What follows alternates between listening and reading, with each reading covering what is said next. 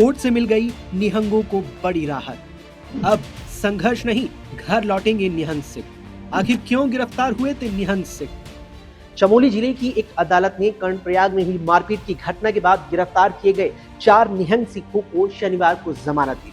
इन निहंग सिखों की रिहाई के लिए उनके साथी अड़े हुए थे, जिसमें जशनप्रीत सिंह, अजय सिंह, सतविंदर सिंह और मनप्रीत सिंह हैं। ये सभी पंजाब के मोहाली के रहने वाले हैं और इन सभी पर बीएनएस की कई धाराएं लगी हुई थी। निहंग सिखों की रिहाई की मांग को लेकर उनके साथियों ने हिमाचल प्रदेश के पावंटा साहिब गुरुद्वारे में भी डेरा डाल रखा था। निहंग सिखों की जमानत होने के बाद माना जा रहा है कि उत्तराखंड में बीते कुछ दिनों से चल रहा घटनाक्रम और टकराव अब खत्म हो जाएगा। दरअसल श्री हेमकुंड साहिब गुरुद्वारे में 16 जून को मत्था टेकर वापस आ रहे कुछ निहंगों की कर्णप्रयाग के बाजार में पार्किंग को लेकर स्थानीय लोगों से विवाद हो गया। इस घटना में निहंग सिखों ने तलवार से हमला कर 4 लोगों को गंभीर रूप से घायल कर दिया। फिर पुलिस ने एफआईआर दर्ज की और 4 निहंगों को गिरफ्तार कर लिया। इस मामले पर निहंग सिखों के साथ ही कुछ सिख संगठनों का भी कहना है कि अगर इन 4 सिखों की जल्द रिहाई नहीं हुई तो वे उत्तराखंड कूच करेंगे। पिछले दिनों निहंग सिख जबरन उत्तराखंड में घुस गए थे, जबकि वहां की पुलिस ने उन्हें रोकने की काफी कोशिश की। इस मामले में हरियाणा के मुख्यमंत्री नायब सिंह सैनी ने भी दखल दिया। मुख्यमंत्री नायब सिंह सैनी के राजनीतिक सचिव तरुण भंडारी ने बताया कि इस मामले में हरियाणा सिख गुरुद्वारा प्रबंधन कमेटी के प्रतिनिधि मंडल से मुख्यमंत्री सैनी ने मुलाकात की। उसके बाद सैनी ने उत्तराखंड के अपने समकक्ष पुष्कर सिंह धामी से बात की और उनसे इस मुद्दे का जल्द ही समाधान निकालने का आग्रह किया।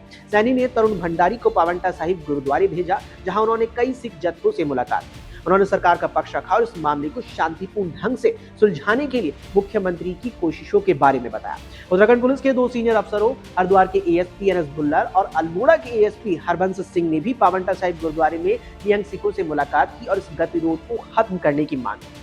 निहंग सिखों की रिहाई के बाद पुलिस एहतियात के तौर पर कर्णप्रयाग, चमोली सहित देहरादून में अभी भी अलर्ट मोड पर है, क्योंकि जिस तरीके से देखने को मिला था 3 से 4 दिन लगातार ही कर्णप्रयाग और देहरादून तक में यहाँ हाई अलर्ट था। और देहरादून के रिहायशी इलाके प्रेम नगर को तो पुलिस ने यहाँ पर छावनी में तब्दील कर दिया था, क्योंकि जिस तरीके से भारी संख्या में यहाँ हथियारबंद निहंग सिखों का जत्था पहुंच चुका था और उसमें देहरादून में एंट्री भी कर ली थी। साथ ही ऋषिकेश भी वो पुलिस के यहाँ बैरिकेटिंग से बच करके पहुंच गए थे, लेकिन उसके बाद भी यहाँ अब मामला शांत होता दिख रहा है, क्योंकि अदालत ने उन 4 निहंगों को यहाँ जमानत दे दी है, जिनके खिलाफ पुलिस ने यहां मुकदमा दर्ज किया था। हालांकि यहां मामला भी बेहद संगीन था। जिस तरीके से देखने को मिला कि भरे बाजार में 4 आम लोगों पर यहां निहंग सिखों ने तलवार से घातक हमले किए और वो सीधे तौर पर प्राण घातक हमले थे, जिसके चलते वे लोग गंभीर रूप से घायल हुए और उसी के बाद यहां पर हत्या के प्रयास और साथ में कई और धाराएं बीएनएस की लगाकर भारतीय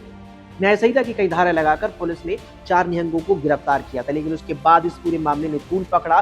कई निहंग सिखों के संगठन सामने आ गए, कईयों ने यहाँ पर उत्तराखंड कूच भी कर लिया और देखने को मिला था जिस तरीके से यहाँ देहरादून में भी हाई अलर्ट था। लेकिन अब यहाँ जमानत मिल गई है और मामला भी शांत होता नजर आ रहा है।